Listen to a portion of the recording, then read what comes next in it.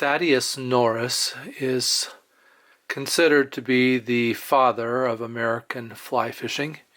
He was born in 1811 and died in 1878. He published a very significant work for American fly fishers, fly anglers in 1864.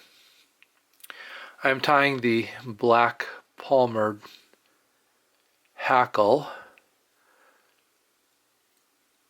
using the recipe in Mike Valla's book, The Founding Flies. I don't really have a true blind hook.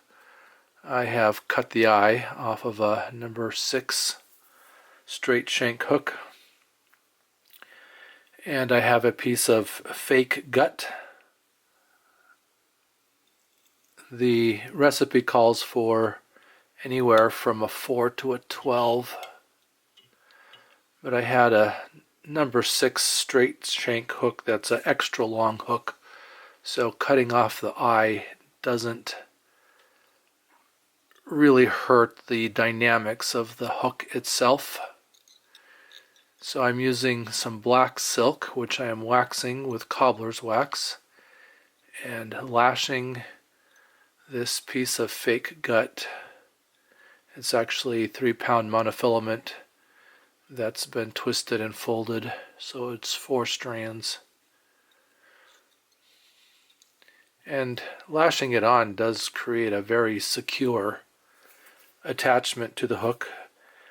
Hooks that have the line or a leader tied straight to them are called snelled, S-N-E-L-L-E-D. So I just cut off the knot that was keeping that leader from unwrapping.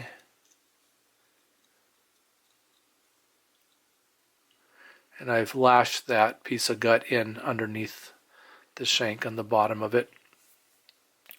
Keep that silk thread waxed. So other than the thread, just 2 ingredients in this fly. For the body, I'm using a 270 denier black thread. It is a thread that is not wound or twisted, so the strands lie next to each other and becomes a floss. And I am folding it twice, so I have 4 strands. And I'm going to go ahead and tie that in, and I'll be coming back and wrapping over those ends to clean that up. But I want to take that back just before the bend of the hook. That's good. I don't want it to go down the bend at all, although it probably doesn't really matter. Keep the straight body on it, keep that thread waxed, and then bring my thread back up. The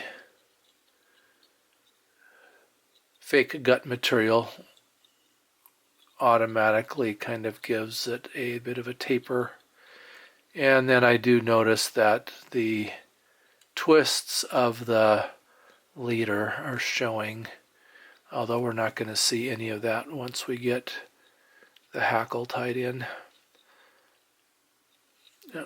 Took my thread too far. I want to stop here at about the 1/3 of the shank, maybe a little bit closer to the halfway mark. I'm going to tie the hackle that's going to be palmered just on the front part of this hook. So I'm going to wrap the floss, black floss, starting at the bend of the hook, wrap it forward, and I'm going to come up to where my thread is and just temporarily tie it off there, tie the hackle in, continue the floss up to the front, and then palmer the hackle. So right there where my thread is, I'll just wrap over that. And I don't know why 3. I was just taught when I tie in to put 3 wraps. Go ahead and put that thread in my holder. I'm using this, it's very actually dark brown hen feather. I'm calling it black. I have some dyed black, but I didn't want to use a dyed feather. And this is going to be close enough to a black for this black palmered hackle. So I've taken one of those feathers, and it is fairly long, but it is a wet hackle, a wet hackled wet fly. So the long barbs is okay. I've stripped off the base of it to keep that clean, and then I've just pulled out the tip, pulled the hackle at the tip back, and I'm looking at that. It's a little bit longer than I want. So I'll go ahead and just clip off the front end of that, or the very tip of that feather, and then I can just wrap over that tip. And if it bends around the shank, that's okay. It's going to get hidden. And I did tie it with the shiny side up so that as I wrap it, the barbs will lean or fold, curve back to the back of the hook. Pick up my floss and go ahead and continue to wrap it forward until I get up to the front of the hook. Hooks without eyes are called blind hooks, and traditionally, originally, the gut material was the silk moth caterpillar's silk gland. The gland was dissected, or the caterpillar was dissected. The gland was removed, and it and its content stretched and twisted together to create the leader. Sometimes, and I think this is particularly true with salmon flies, the leader, that gut material was tied in, and the eye was created right there at the beginning of the hook. More often, I think the leader was left long with a loop tied into the end of it to connect it to the fly line. I'm going to pull back on the barbs on this feather before I start to wrap it. That will help to keep them all oriented towards the right direction. And then I'm going to palmer, which I understand to be a spiral wrap up the hook shank towards the head of the hook, head of the fly.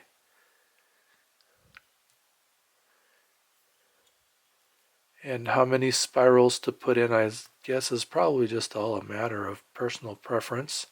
How heavily this fly ought to be hackled.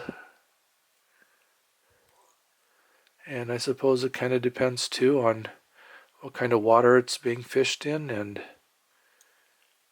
how the angler wants it to work. I've got maybe a few more barbs on here than I want. I'll just go ahead and pull those off. And then I will wrap up over that rachis. The rachis is the center stem of the feather. See if I can do that without trapping barbs. Got one back there I can pull off. Just pull back on the rachis, lay it down, and then wrap over the end of it. And wrap that head. Ideally, I would just snap this rachis out, but it's a pretty thick one. So I'm going to go ahead and clip it. Try to get down real close. And then what I have discovered with having this leader out in front, that it does become a little bit of a pain to tie a knot. So I'm just going to do some half hitches. I think I can half hitch. Let's see if I can do that again without pulling my thread off the head. Shorten my thread here a little bit. Let me go ahead and do some more wax here. That will help to keep that thread in place on the head.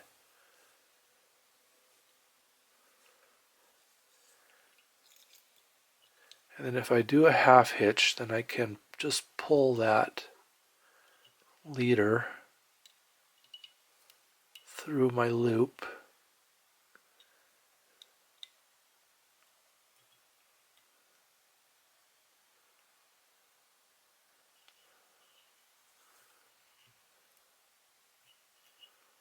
And we'll do a couple more of those.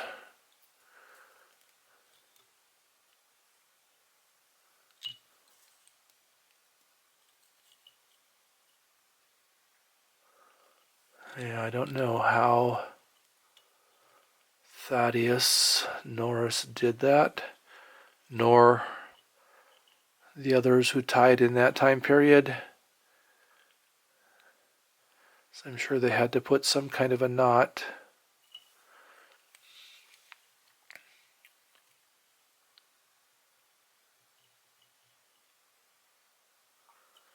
All right, I will leave it at that.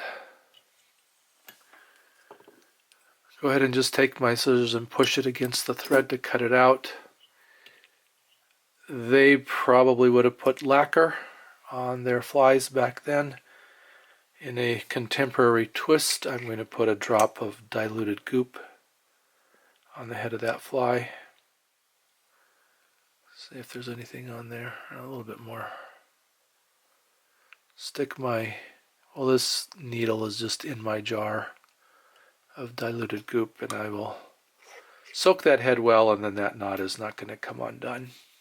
There's no eye, so I don't have to worry about a clean eye for a tippet, but a wet fly called the black Palmer Hackle from the early to middle 1800s, probably an English fly that came across the United States for early American fly fishing.